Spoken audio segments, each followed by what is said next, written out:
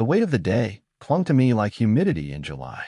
The Monday blues had mutated into a full-blown monster, exacerbated by a grueling client meeting that seemed designed to suck the life out of my creative soul.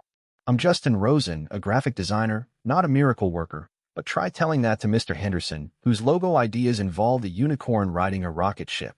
Still, the promise of home, of shedding my work persona and slipping into something infinitely more comfortable, kept me going. I visualized the familiar curve of my street, the welcoming sight of my modest but meticulously cared-for craftsman bungalow. My house was my sanctuary, a refuge from the corporate jungle and the petty grievances of modern life. The small patch of lawn I labored over every weekend, the porch swing I'd painstakingly restored, these were the details that grounded me, reminding me of the simple joys in a world obsessed with complexity. So you can imagine my surprise, bordering on disbelief, when I turned onto my street and saw it. My driveway, the one I pay property taxes on, the one I shovel snow from in the winter, was occupied. A hulking, chrome-laden SUV, the kind that screams, "I have something to prove," was parked squarely in the middle of it.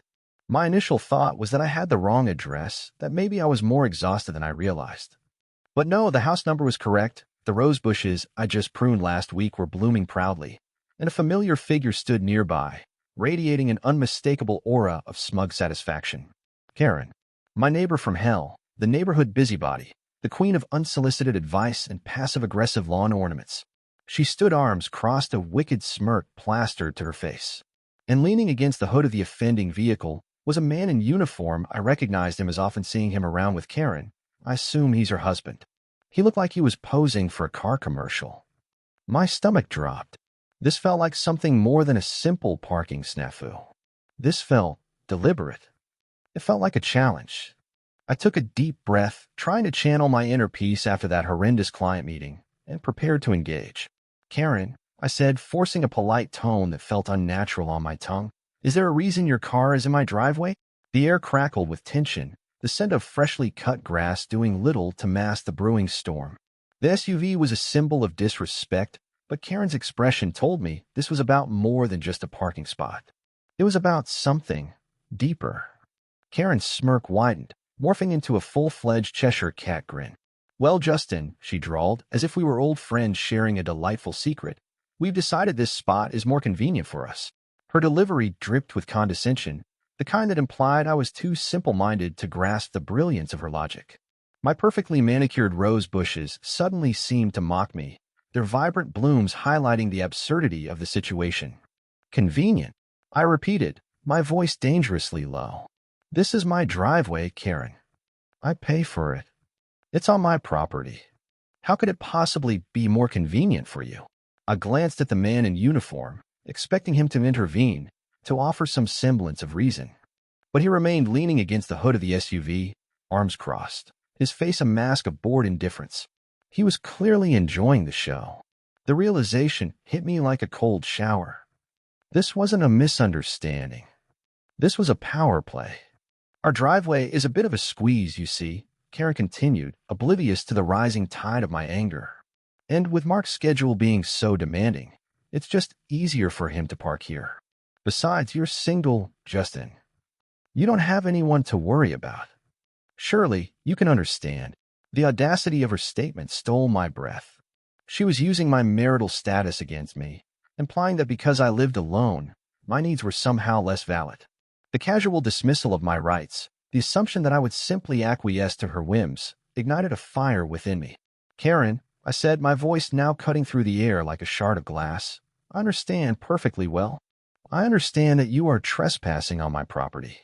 And I understand that your husband, who I presume is a police officer, is abusing his position by allowing you to do so." I turned my attention to the man in uniform. "Officer," I said, my gaze unwavering, "I'm asking you to remove your vehicle from my driveway immediately." He finally straightened up, pushing himself off the hood of the SUV. He sauntered towards me, his movements slow and deliberate, radiating an air of intimidation. My heart pounded in my chest, but I refused to back down. This was my home. This was my property. And I would not be bullied. The officer, whose name tag I now noted read Officer Miller, stopped inches from my face. He was taller than me, broader, and reeked of the kind of self-assured arrogance that only comes from wearing a badge. He looked down at me, a condescending smirk playing on his lips. "Now listen here, Rosen," he said, his voice a low growl. "I understand you're upset, but let's not get carried away. Karen's right, it's just a parking spot. No harm done. No harm done." I scoffed, refusing to be intimidated by his size or his position. "You're parked in my driveway on my property, and you're telling me no harm done. You're a police officer, sworn to uphold the law. Don't you think you should be setting a better example?" I pointed to the clearly marked property line. "This is private property. You are trespassing. I'm asking you, once again, to move your vehicle." Officer Miller chuckled, a harsh, grating sound that sent shivers down my spine. "You know, Rosen," he said, taking a step closer, "it's people like you who make our job so difficult. Always complaining, always causing trouble. Why don't you just let it go? It'll make things a lot easier for everyone." He patted his holster, a subtle but unmistakable threat. His actions made it very clear what type of person he was and that his position of power he uses to get his way. My blood boiled. He was using his authority to intimidate me, to silence me. He was implying that if I didn't comply, there would be consequences. But I refused to be cowed. I had done nothing wrong. He was the one breaking the law, abusing his power. I stood my ground, meeting his gaze unflinchingly. "Your badge doesn't impress me, officer," I said, my voice steady despite the adrenaline coursing through my veins. "You are not above the law, and I will not be bullied. I'm giving you one last chance to move your vehicle. If you don't, I will call your department and file a report." Karen gasped, her eyes wide with disbelief. She clearly hadn't expected me to push back this hard. Officer Miller's face flushed with anger. He clearly wasn't used to being challenged, especially by someone like me. He took a step back, his hand still hovering near his holster. "You know, Rosen," he sneered, "you're making a big mistake." He turned to Karen. "Let's go, honey. This isn't worth it." Officer Miller reluctantly got into his SUV, his movements jerky and angry. Karen shot me a look of pure venom before climbing into the passenger seat. As they drove away, I couldn't shake the feeling that this wasn't over. They would retaliate, I knew it. But I refused to be intimidated. I had to stand up for my rights, for my property.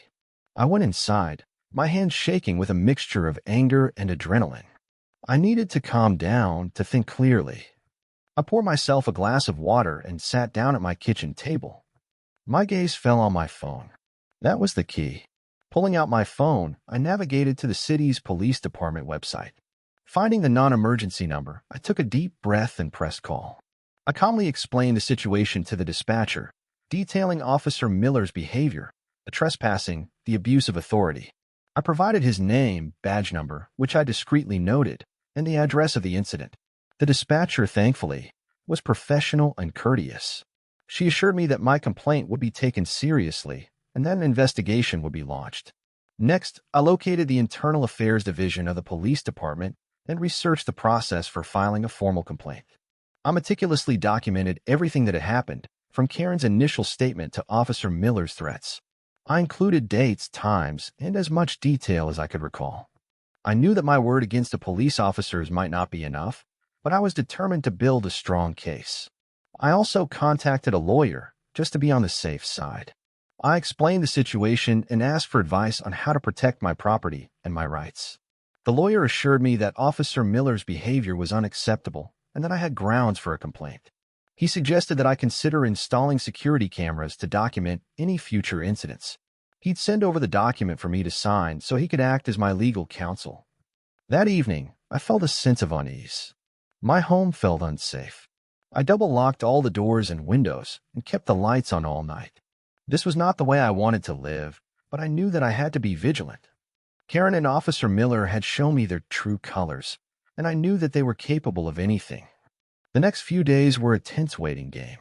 I kept a close eye on my property, scanning for any sign of Karen or Officer Miller.